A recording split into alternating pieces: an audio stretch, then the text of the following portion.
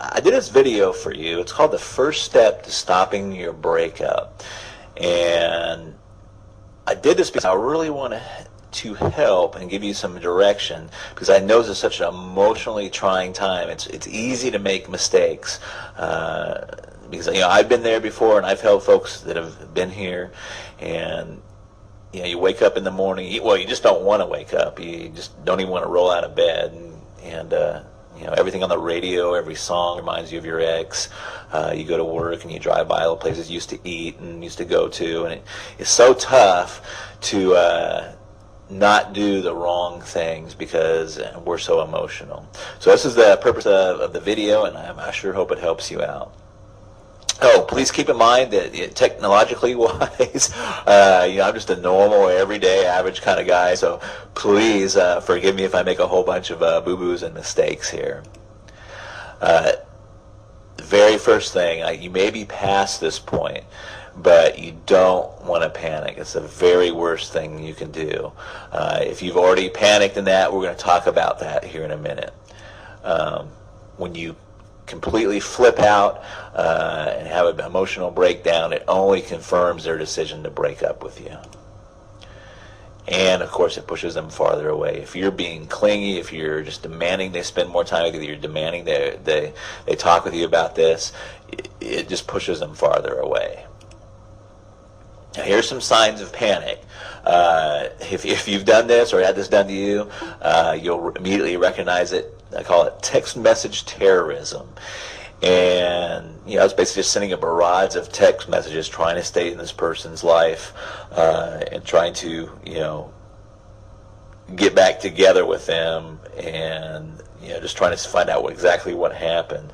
And it's one of the first signs that you'll see a lot of time is text messages terrorism, I call it, or the old drunk dialing. Now, you don't necessarily have to be drunk to do what I call drunk dialing. You can be in a highly emotional state, and this is still, I consider, drunk dialing, but you know what this is too if you've done that.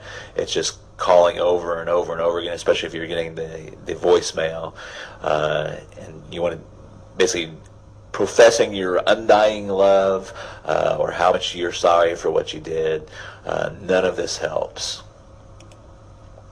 Arguing about the breakup, contacting their friends and family. Now, this is kind of an interesting one. Reason most of us do this is because we don't accept what the ex have told us for the reason that they broke up. So we may think they have somebody waiting in the wings, or there's some other reason other than what they've told us for why they're breaking up. But you still don't want to do it. And accidental meetings.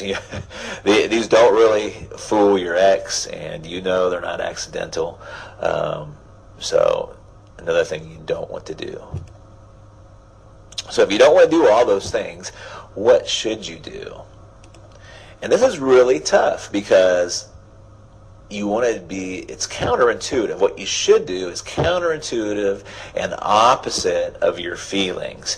Your feelings inside are like, I've got to see them. I've got to tell them, what really happened. I've got to tell them how I really feel. And that's exactly opposite of what you should do. So, here's the big secret. For right now, you want to agree with the breakup.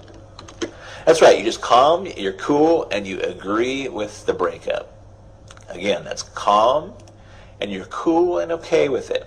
Now, you may already be past this point. Like I said, you might have already kind of freaked out a little bit. Don't feel bad, that happens. But if you run into them again or see their friends or family, you now want to be calm, cool, and okay with the breakup. And the big thing is you'll be way ahead of the game if you just don't do all that crazy stuff. We're talking about the text message terrorism, the drunk dialing, and trying to see all their family and friends in that. Now, why does this work?